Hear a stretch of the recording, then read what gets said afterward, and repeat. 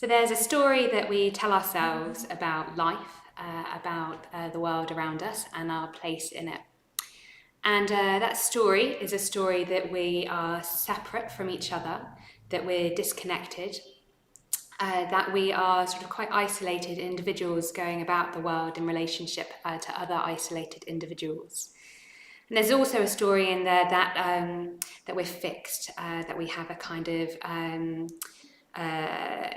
of sort of fixed self that doesn't sort of really change and evolve and grow over time. A view of life, despite all the evidence that suggests the contrary. Kind of a story of a life that isn't kind of fully connected with impermanence and even death. And this story that we tell ourselves individually and as a collective causes a great deal of suffering. It contributes to a life for ourselves and in relationship with others that is cut off, that's narrow, that's stuck, that doesn't allow for kind of freedom, for movement. And the story can also mean that we can live a life that's devoid, or at least kind of lacking in a deeper meaning and purpose and connection with the preciousness and fragility of life and our connectedness with each other. And this story limits our capacity for love. But from a Buddhist perspective, these are just stories. They're powerful stories that we've inherited. Seems to be part of our inheritance as human beings, these stories. And they have a real effect, a really awful effect actually in many cases. But they're not true, they're just stories that we tell ourselves, and it's a bit like being in a dream world. And what we can do is through meditation, through ethical practice, through reflecting on life, we can start to begin to see things more clearly. And we can let go of the mind-made barriers to greater freedom, to greater love. And this allows the heart to open. And from there, we can start to respond with much more empathy to our own and others' life. So very warm welcome to you. My name is Charlotte and I'm a teacher here at the Brixton Buddhist community. This is the second evening that we are doing this live stream from EFRA Space in Brixton. So we're back doing a bit of a hybrid class. We've had a few, I'm not going to say glitches, Jack's smiling at me, Jack's doing our tech. There's been a couple of like little audio issues that we think might be okay, but there is a chance, yeah, Jack's giving me the thumbs up. Hopefully they're going to be okay through the live stream. But if anything happens and we drop off, we'll do our best to get back online. But if not, we're recording this as well, I think. We're recording it? Yeah, we're recording it. So we'll then get that up onto YouTube as a video as well. So do bear with us if anything happens. So this is the final, this is the sixth episode in a series where we've been exploring the metta-bhavana practice. So it's a meditation practice to overcome hatred and a sense of separateness from other living beings. And to open up to love, to loving kindness and connection. And each of the last few weeks we've been kind of looking at, we're using a different stage of the metta-bhavana as a jumping off point. So last week, for example, we were doing the fourth stage of the practice where you bring to mind someone that you've been having some difficulty with. And tonight we're doing the fifth stage, the final stage of the practice, the kind of culmination of the meditation. And in this stage, we're bringing to mind ourselves, the other people that we've had in the previous stages, and then we're broadening our attention, our awareness to take in more and more life, all human life, all animal life, plant life, a sense of all kind of life around the world now and throughout time as well. So there's a kind of vastness in this stage, and one thing I'm going to sort of draw out tonight is that there's different ways of kind of coming into connection with this stage of the practice. One of the things it can do is to just open us up to the mystery of life itself. There's something about bringing to mind that kind of fullness of the expression of life in all of its different ways through different individuals and living beings throughout time and space. So there's a sense of sitting with the universality of being alive. What does that mean? And opening up to the kind of mystery of how that unfolds. So when we start practicing the Metta Bhavana, we would generally need to get a sense of me being here and you being out there. Just realise I'm only looking at the camera and you guys, and I'm going to take in Daisy and Viranaga, who are over there. So so we've got a sense of me being here and you guys being out there, and that's really important because most of the time we don't even have a sense of me being fully here and you being fully there. I was teaching mindfulness to a bunch of carers. I do this every week. And a few weeks ago, I was talking to a woman. She was doing it for the first time. And she realised she had a body. She's just realised how disconnected she is from her body most of the time, that she feels a bit like a head on a stick. And that was mind-blowing for her. Just the fact that she could be in touch with her actual life as it is was really important. So we need to do that, particularly when we're first learning the practice, is get a sense we are actually here, you are actually over there, and I can have this kind of intention of well-wishing towards you. We're going to look at Daisy a lot tonight. She's a really good friend of mine. So we have this sense of we do actually exist, yeah, and there's we're kind of in relationship to each other. But what I find really fascinating about this practice is that there are kind of layers and layers to exploring what does it mean to be in relationship to other life. To what extent are we really separate? To what extent is, Jack over there in his own kind of universe and me here, and we're very kind of disconnected and separate. We can start exploring that and having we're just kind of questioning these stories that we create about ourselves and other people, other life, questioning if that's true. So we did that last week. We started questioning some of the stories we tell ourselves about other people. And when we go more deeply into the way things kind of actually are and start questioning what is actually going on in this kind of mysterious unfolding process of life, the more that we do that, to the extent that we can see things more clearly, there's more of a chance of metta kind of spontaneously arising in response to seeing things more clearly. So Sangharakshita, who's the founder of the Triratna Buddhist movement, said that metta is no mere flabby sentiment, but the vigorous expression of an imaginative connection with another living being. So its metta is no mere flabby sentiment, but the vigorous expression of an imaginative connection with another living being. So what we have there is a sense that when we can connect with life more deeply, when we can see things more clearly, metta kind of emerges in response very naturally. Yeah, emerges in response very naturally to us having this imaginative connection with another living being. So from this bigger perspective, from more of a kind of wisdom perspective, metta, empathy can just kind of emerges. That just seems to be what happens. And there's a really great poem from a guy called, who I think I said his name hopefully the right way around last time I said his name, but I can't remember how I said it now. It's Czesław Miłosz. And the poem goes, love means to look at oneself. Love means to look at yourself the way one looks at distant things. For you are only one thing among many, and whoever sees that way heals his heart without knowing it from various ills. A bird and a tree say to him, friend.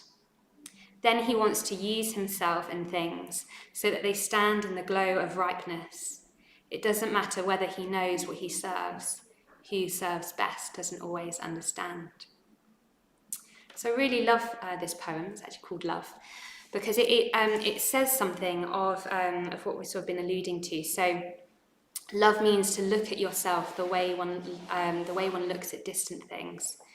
So it's a sense that we just have a sort of funny perspective of ourselves in relationship to the rest of the world that's kind of disconnected, and we can train ourselves to see life differently. We can see ourselves in the kind of great web of life differently, and that when we do that, we can heal ourselves. We can heal our hearts of various ills without even knowing it.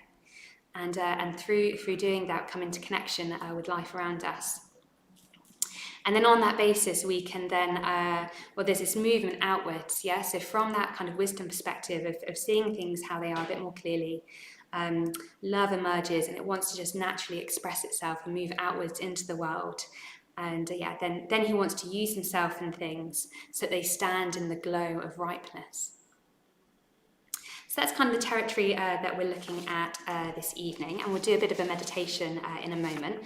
I realised when I kicked this all off and with all the audio things, I hadn't quite said say hello in the chat, but I've just gone along to the live chat and everyone has said hello already, so thank you very much for doing that. So I'll just do a few shout outs now and then we'll do some meditation together. Yeah, so we've got Lynn from Trowbridge and Jill from Gypsy Hill, Lisa, Joe, Vicky from Penge, John, my stepdad's here as well, calling in from Chippenham, Deb's in Brixton, Alex, and I don't know who that is. Anyway, yeah, that's it so far. Yeah, do come and say hello on the live chat too. Great, so I'll dive into a bit of meditation at the moment just to start exploring some of the themes I've been talking about. But I just want to sort of say that when we start kind of reflecting on our experience of meditation, trying to look a little bit more deeply at how things are to get a sense of the kind of interconnectedness of life, sense of its kind of fragility and preciousness, the sense of kind of impermanence of life and the freedom that's possible because of it. We didn't have to sort of get into an idea that somehow that's for kind of sort of special spiritual people or people who aren't like us. Looking at life this way is actually can be quite simple, and it's available to us all the time in the present. And it starts with it always starts with being in our bodies. So whenever we're trying to connect with something kind of bigger than ourselves, it always includes us too. So I'm going to lead us in a meditation that will just help us connect more with our breath. So the breath is just a brilliant way of kind of exploring just the kind of nature of experience a little bit more deeply. And so I'll lead us in a meditation where I'll be drawing out some kind of like imaginative connections with our breath to get more of a sense of how we're conditioned by the world around us, how we're kind of connected to other people and life. And we'll go from there and see how it unfolds. So just get set up in your meditation postures. And we'll meditate for about 10-15 minutes. So be comfortable enough to sit for that long. You can just sit with your eyes closed if that helps.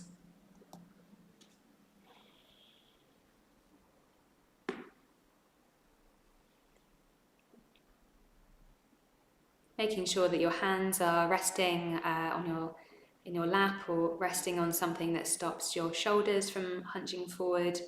So you might want to use a cushion or a blanket.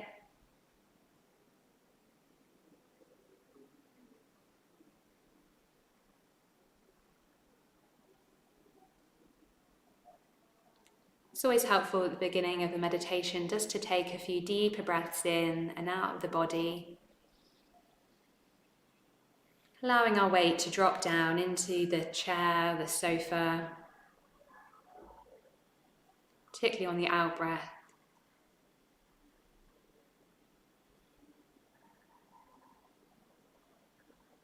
Just imagining that the muscles and all the soft parts of the body are just sort of hanging off of the frame of our skeleton, just dropping towards the ground, so not having to hold our body, allowing the posture to support us in sitting upright. Maybe if we need to, just grabbing a cushion and supporting our lower back or anywhere else we might need to.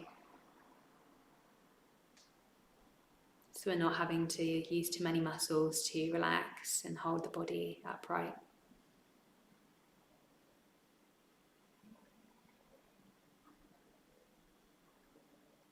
We'll start with our sense of touch. So just exploring where our bodies connect with the chair beneath us or the floor.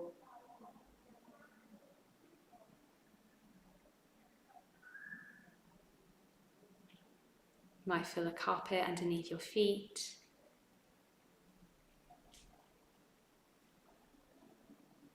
contact with the back of your legs and the buttocks with cushion. Really just exploring the actual sensations of touch with the body, particularly in the lower half where there's contact with the chair and with the ground.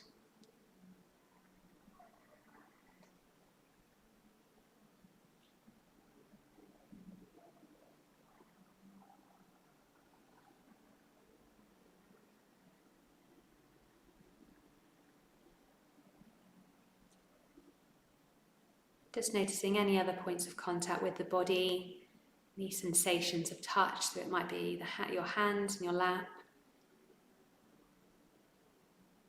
Might feel the clothes on your body moving as you're breathing.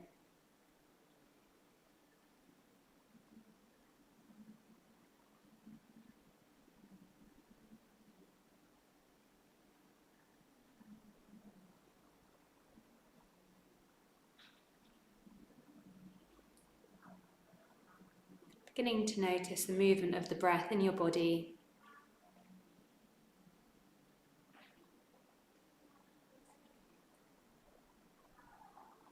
Where can you feel it most to begin with? So maybe that's in your chest or the belly.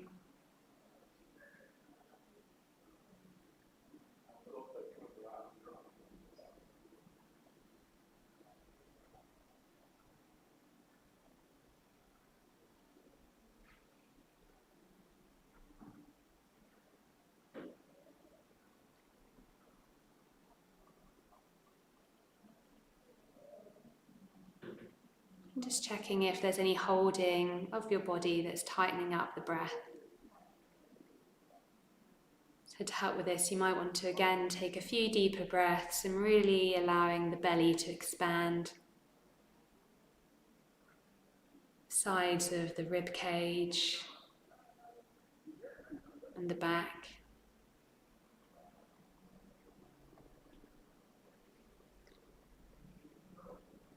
You might want to keep doing this for a few cycles more of the breath, and on the out breath, breathing out through the mouth.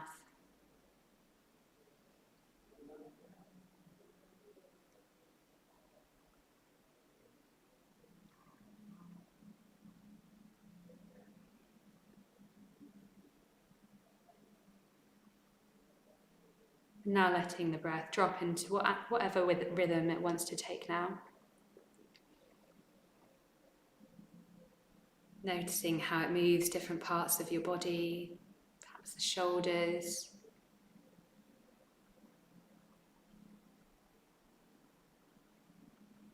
and the lower part of your belly.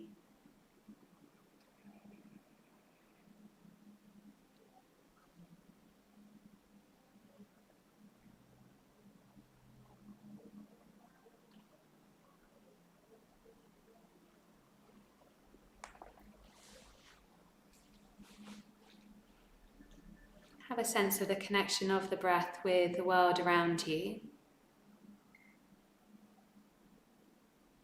So breathing in oxygen,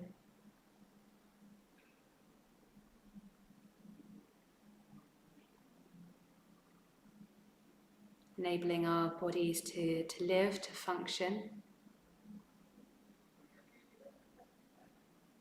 And breathing out the waste of carbon dioxide.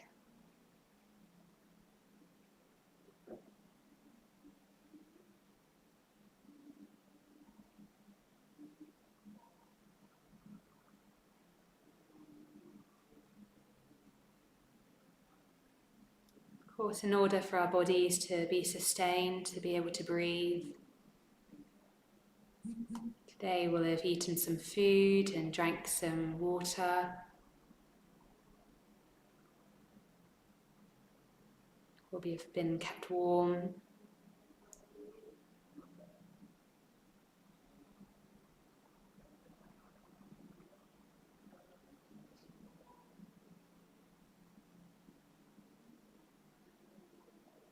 In order to be able to breathe freely and easily, we'll need good health, clean air around us, safety.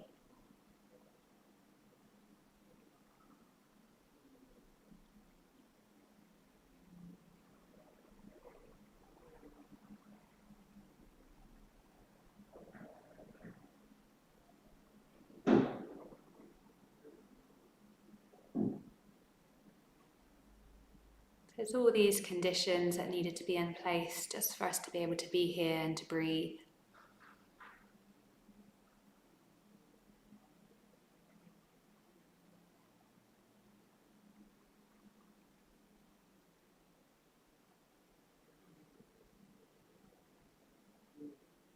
Just staying with the flow of the breath in your body and the sensations.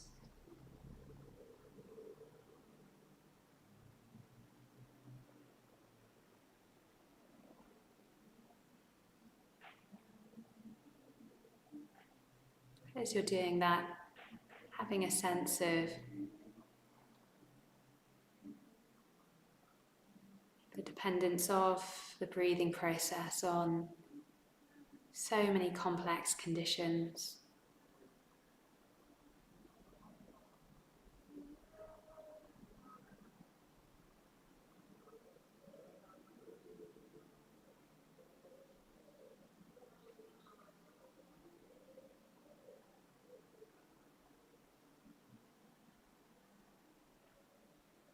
Just notice what that does. Perhaps the heart opens a bit.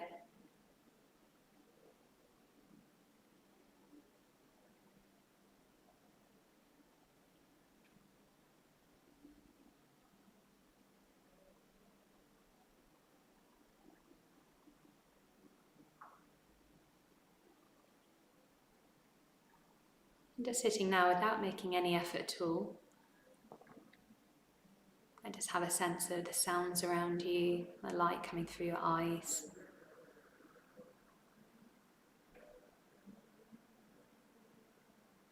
Just not doing anything at all for a few more moments before I ring the bell.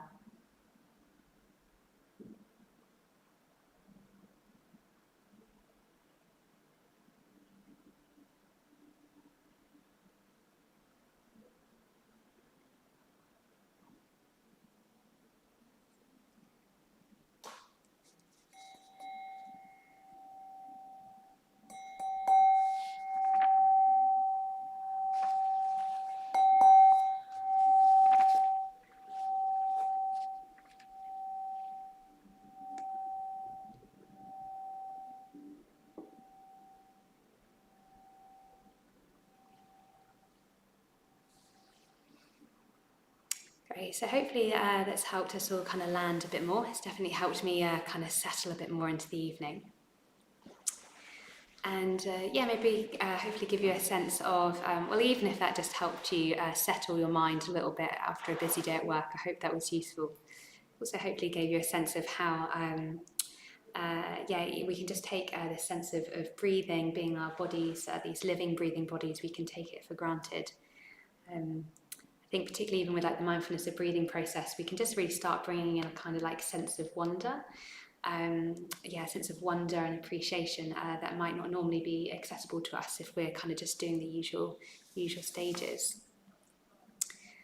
I'm not a really good one for remembering scientific facts, so I wrote something down that I found on the internet, so I hope it's kind of roughly true, but got me thinking a little bit more about the kind of preciousness and craziness of being a human being. And how just kind of sort of magic it is in some ways that we're kind of even here. And actually this was prompted by one of the experiences I've had of kind of opening up to this sense of kind of wonder and the kind of preciousness of life was a few years ago now on retreat. And Vera Naga actually, you might pay a little bit of attention now. I'm sure you are anyway. We just had this conversation. I think I was doing one of those things where I wanted you to just tell me a bit about science and the nature of the universe.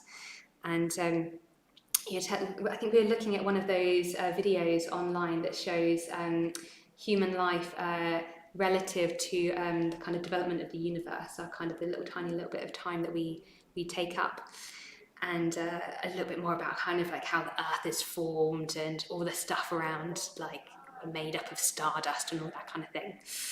And I remember them being on retreat, and it's at Vajrasana, and for people who've gone, when you go out come out into the stupa courtyard, and some nights it's really clear and you can see the moon. I don't know if Daisy's nodding, I don't know if you've ever gone out and seen the moon. So I came out of meditation. I think it must have maybe been after a ritual we were doing, and I sort of went and looked up at the sky and saw the moon, and just had this sense of like, this is like vast, like the universe is vast, and like how are we even here on this kind of earth? And me and Virenag have been talking a bit about like, you know, like how much we've looked for like other life out in the universe, and somehow we're here on this kind of fragile planet with each other living. So I was in kind of that kind of state. And then I turned to go back in to the meditation hall, and I saw this little tiny green bug in the light near the door.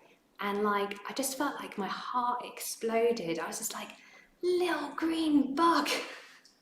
Little green bug, how are we here? This is magical. How are we here? This is magic. And just kind of really kind of opened up a bit more to that kind of sense of mystery, or something that I think we can get on retreat when we're kind of in those frames of mind. So apparently, I've got this off the internet today, that apparently, so it's taken 13.8 billion years of cosmic history for the first human beings to arise. And we did so relatively recently, just 300,000 years ago.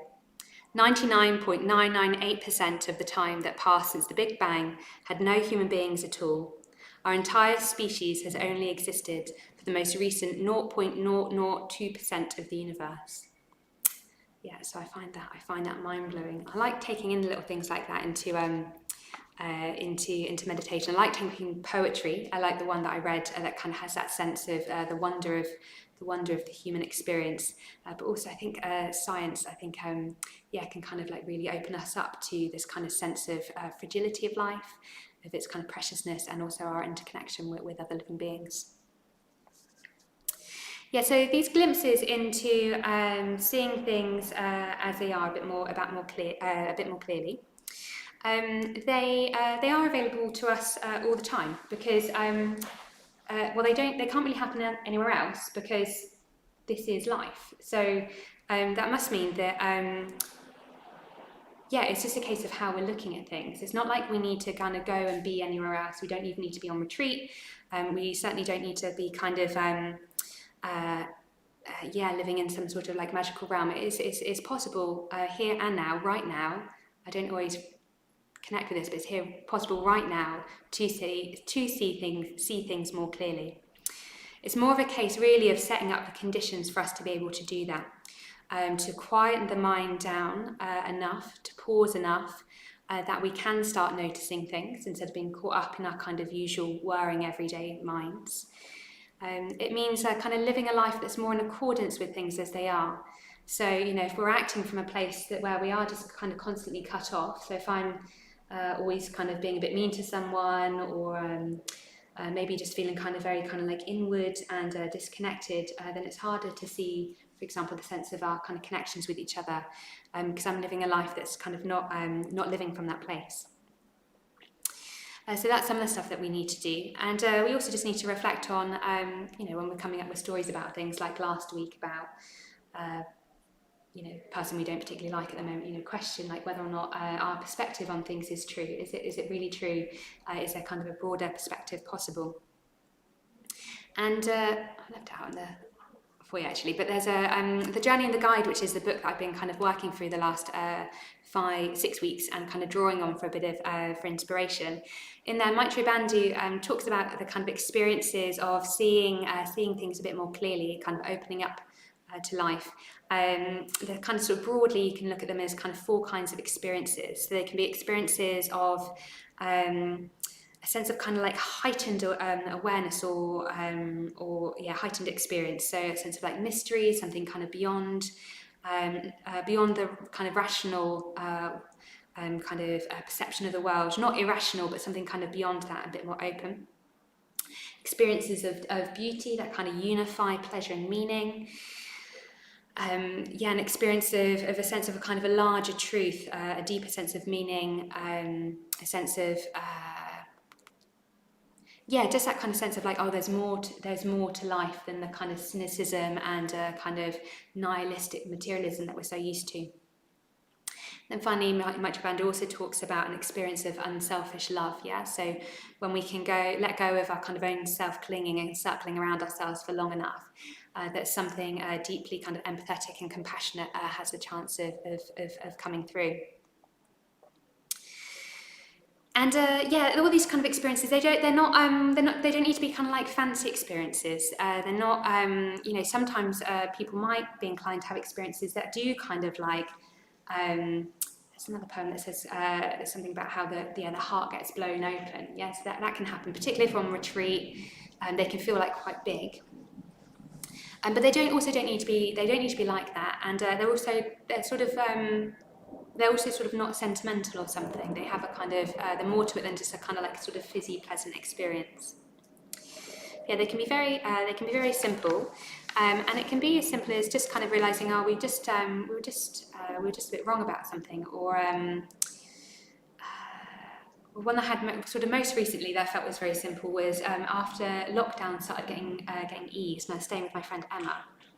I went to the park, and I was just going out my normal kind of like route, my normal kind of socially distant route that I was doing when everyone was still kind of being quite weird with each other. And off to the side, I could see there was a park and people were in it. And it was the first time that I went into a park after lockdown had been so tight. And I just remember sitting on the ground, surrounded by other people in their kind of little spaces, being careful with each other. And I remember putting my hands onto the ground, and I just had a little bit of a cry, actually, not a kind of like, sort of a big kind of anything particularly big, but there was just that kind of feeling really moved that we had, that sense of like we'd lost our freedom, and lost a lot actually in that time we were locked down, a lot of fear and stuff coming out. There was just a sense of kind of like, okay. And just feeling really moved by seeing other people around me, and them also kind of enjoying that kind of sense of freedom as well. So it can just be simple little moments like that. But they can also be kind of really kind of life-changing, or kind of happen at really serious parts of our life. So a few years ago, I did the eulogy at my Uncle Ken's funeral.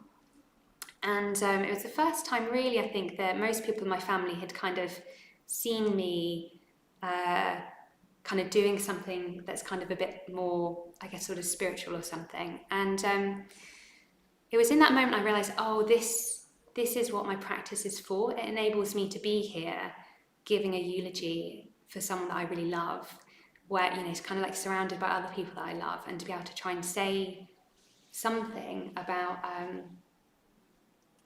what kind of life might be about. And that really changed me. That gave me a lot of sort of faith, just had a much more sense of kind of confidence in my own practice.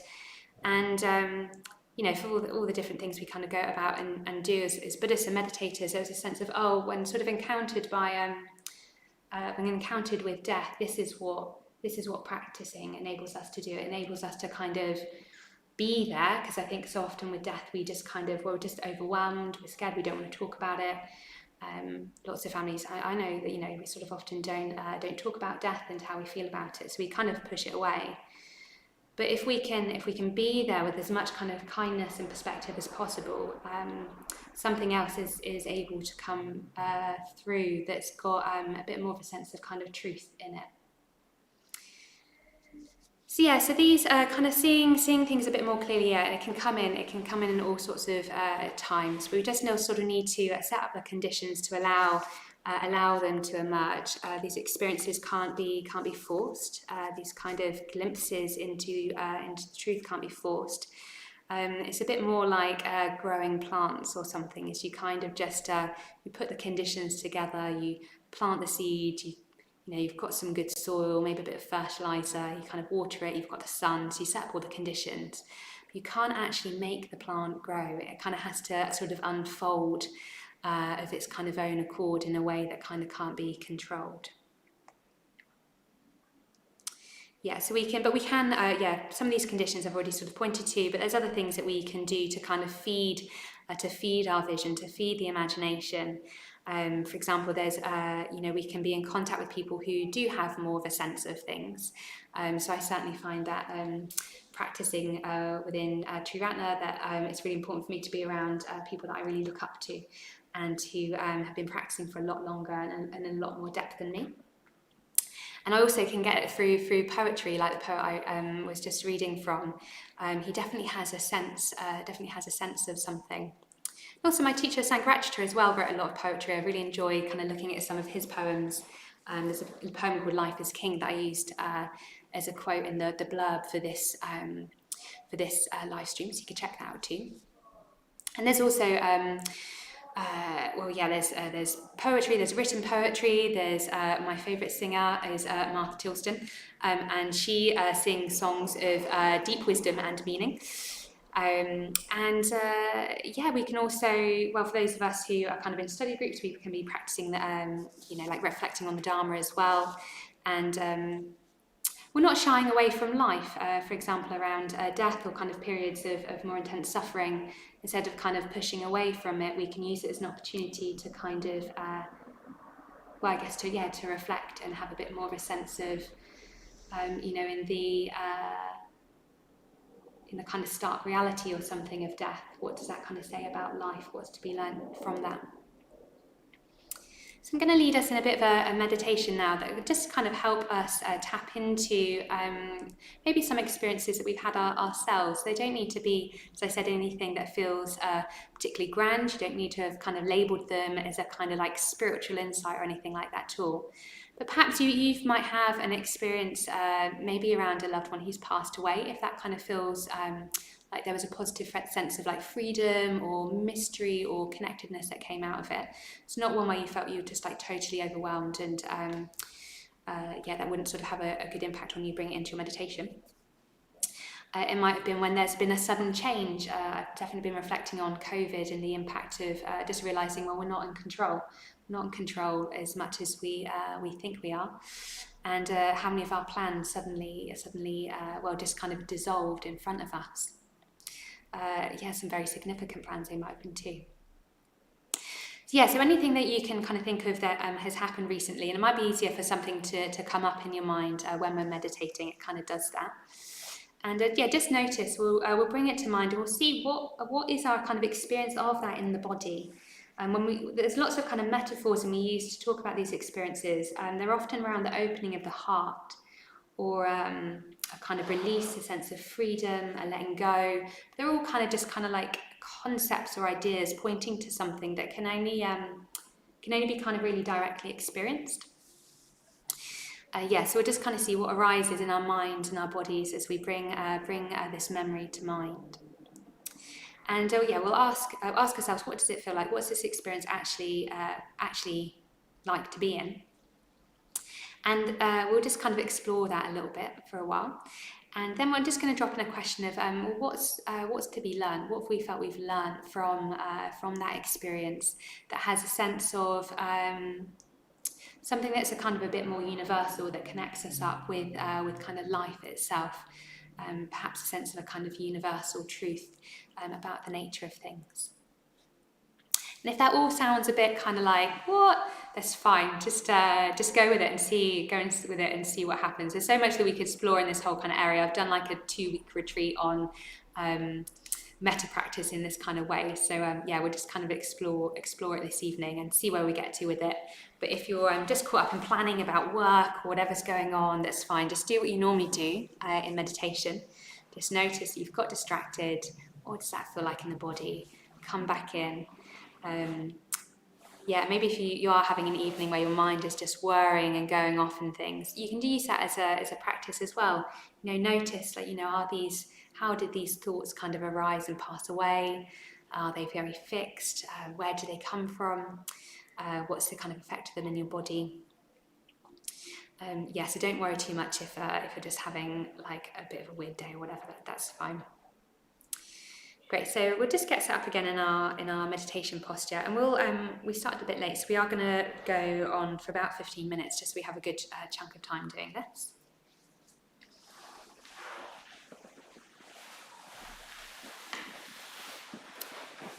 it's just really important just to make sure you're comfortable. Yeah, so just need to be as relaxed in the body as possible. So our posture, how holding the body is supporting meditation and reflection that we're doing. Allowing us to have a sense of ease in our body, in our heart, in our minds. Connecting with the ground beneath us.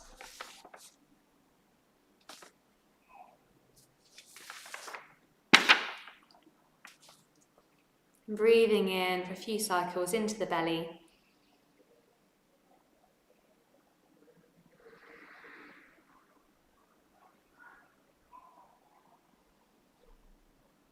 And allowing the belly to expand deeply in our sides of our rib cage and our backs. Releasing down into the ground.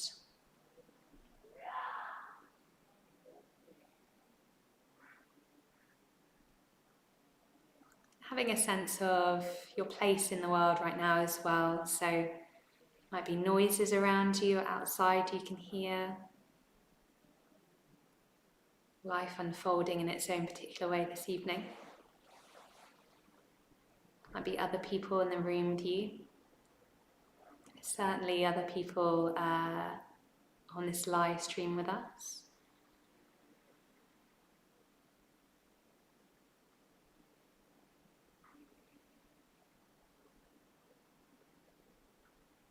And just following the breath for a few cycles in its natural rhythm.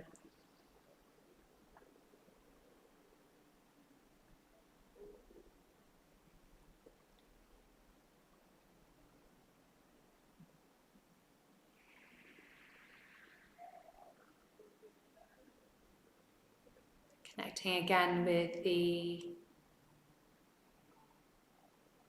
dependence of our life, our breath, on a web of interconnections with the world around us.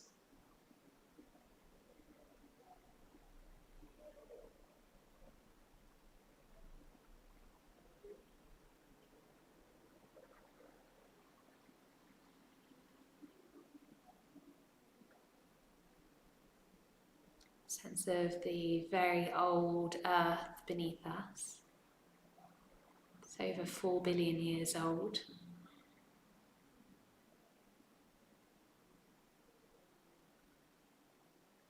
And that vast sky above both of the Earth's atmosphere and all those brilliant stars and planets, maybe other life in the universe around us.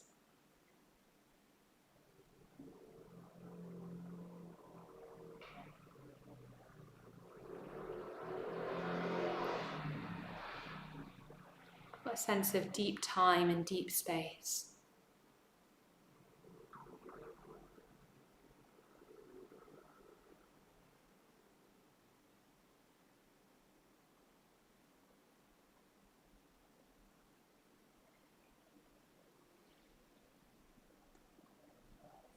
I'm just noticing if that does anything to your experience in this meditation, connecting out to all life. Connecting up and out into the universe that we're a part of.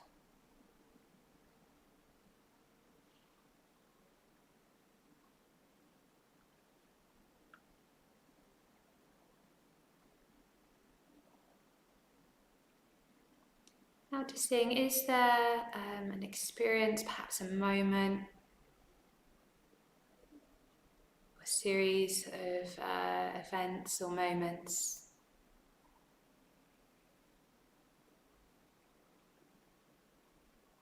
where we felt that we've been connected with the clearest sense of what life really is, what it's really about.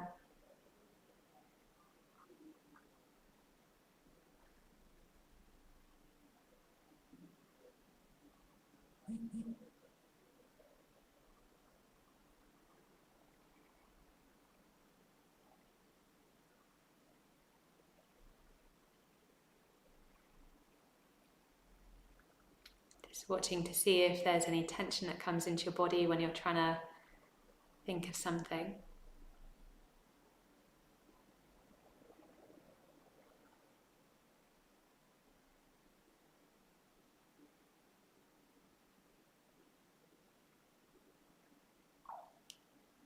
It might be when there's been a recent change in our life. Maybe a moment in touch with beauty or deeper meaning.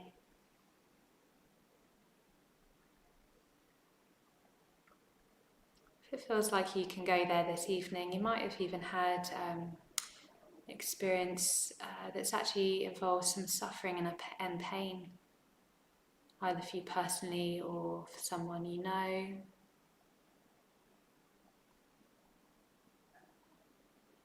Where there's been still a sense of freedom or connection in that experience.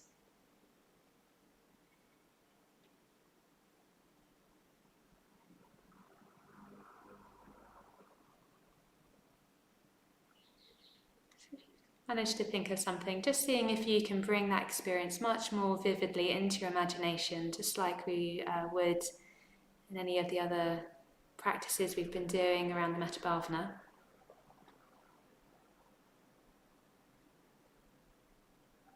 Where were you? Who were you with? What happened?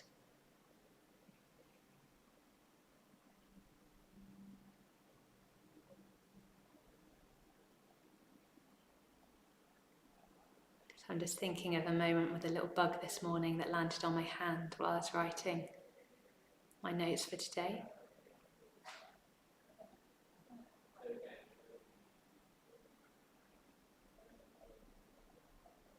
So yeah, get a real sense of the texture of experience. If you're outside, you might have been aware of the temperature, the people around you, or the nature you're in. Just taking a few more moments to really bring that experience to mind.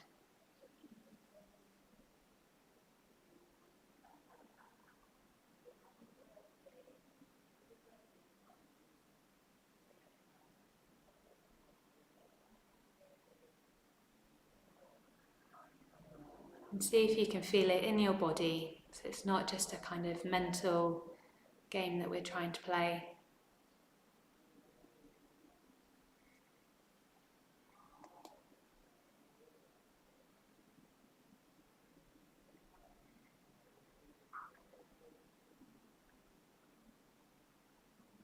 Now just reflecting to see if there's anything in particular you felt you learned from that experience, or what kind of arose out of it. So it might just be a sense in the body of release.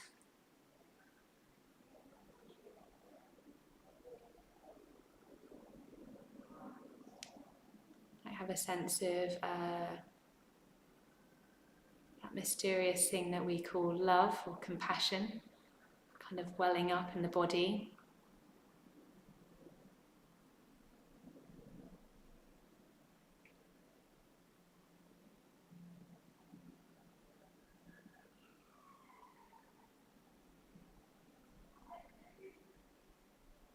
And what does that feel like?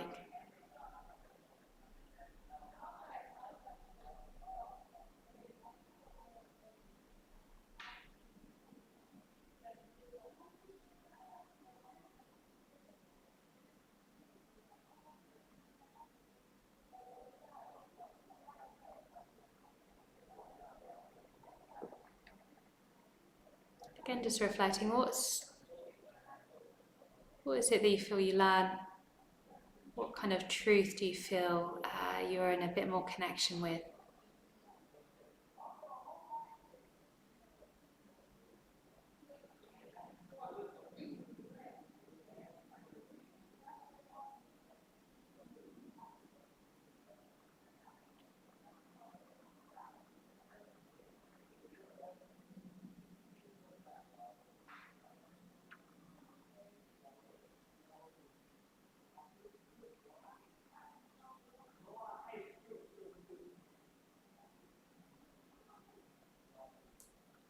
Just allowing that to just drop into the meditation, just seeing if anything turns up.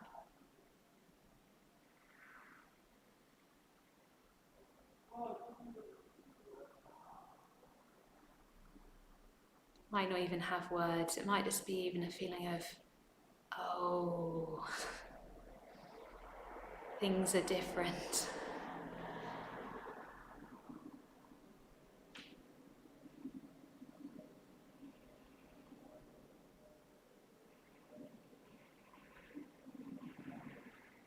Again, just reflect and just noticing in your body, what's the response?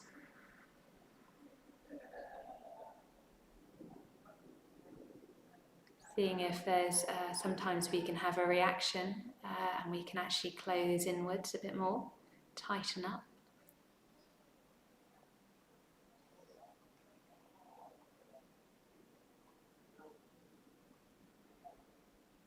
If you're really distracted this evening or something else is going on, that's fine. Just notice if bringing any judgment, wanting to have a different kind of meditation experience than you're actually having.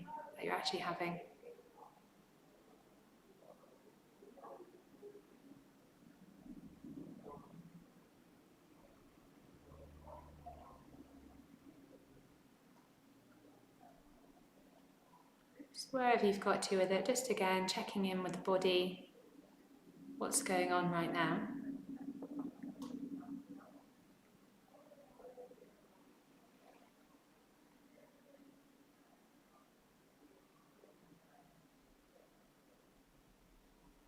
Or just sit here, not doing anything for a few more moments, just absorbing the practice before I ring the bell.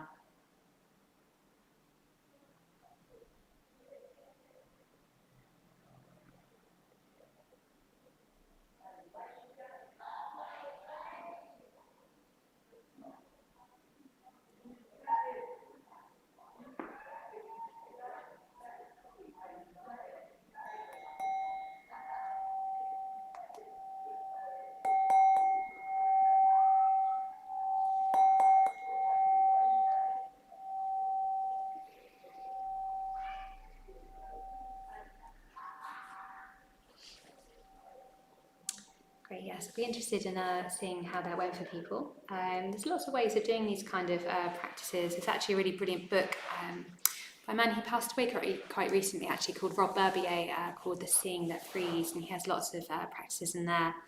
Yes, that might have done something for you, or it might have not. That's fine. But yeah, if you want to just drop into the chat how that was, and if you've got any particular questions or reflections about it, if you want to share anything about anything that popped up for you, yeah, go ahead and do that. Just the thing I just want to say a bit more about, those kind of moments or experiences in our life where we feel that we might see things a bit more clearly, and something happens in response. Maybe for those of us who have been on retreat and meditating quite a bit, we might have had what felt like some very expansive experiences that felt very pleasurable and very kind of opening, where we felt very connected. I guess the point really is whether or not we kind of are of that kind of temperament, because the more I'm kind of sort of looking into this and talking to other people, it just seems that some personalities kind of have, or people have those kind of experiences more than others. That happens a bit differently for different people. And what matters is about kind of integrating them, for actually kind of reflecting, well, what does this actually mean for how I live my life? There's this great quote, got no idea who it's by, so someone else said it, I'll give them some credit, that wisdom shines through in behaviour. So the more that we can kind of notice, well, what did we learn from this experience, from these moments in our lives, and the more we can kind of reflect, we can think about, well, how can I live more in accordance with whatever it is I feel I kind of came into connection with. And again, it might just be really simple. So I'm going on solitary retreat tomorrow for 10 days. And one of the main things that happens when I go on solitary is I feel much more connected with everyone else in my life.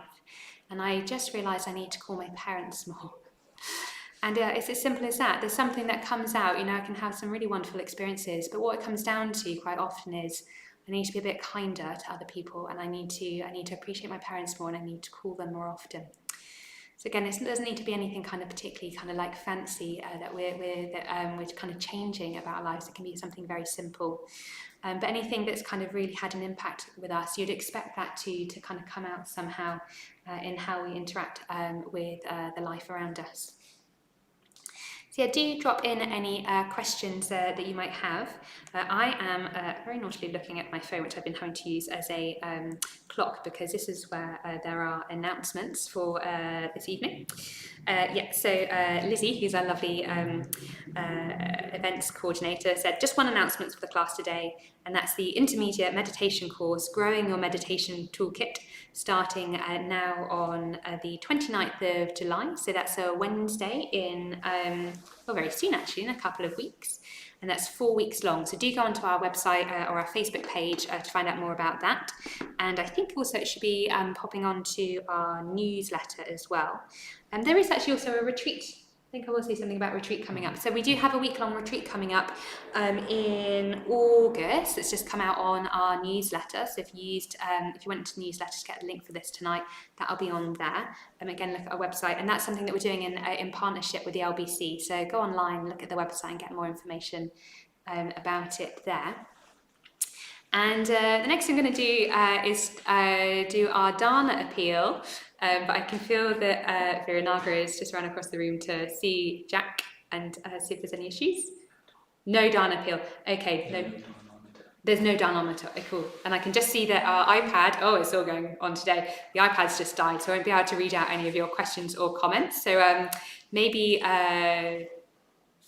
save them for next time. Maitrunara is going to be doing next week's session, so you can always ask them then. Or go onto our Facebook page and ask us a question there via messages if you want to. So we don't have the gorgeous Dana-ometer, but I will do an appeal. So as you all know, every month we're trying to raise £2,000 to keep all of our activities going and to be able to expand. It pays for things like this camera. It's going to pay probably for a new laptop, which I think we probably need quite quickly. Viranaga stepped on it the other day, so it's not doing so great. What else? All just things like, we're back in Ephra and that's costing us some money to be here, and all the kind of other things we need to run.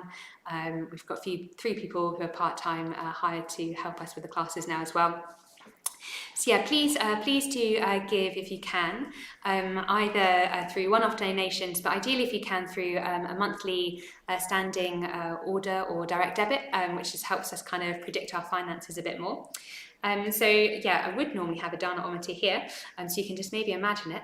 And so far this month we've raised £1,058 for July. So we've got another £942 to raise for the rest of the month.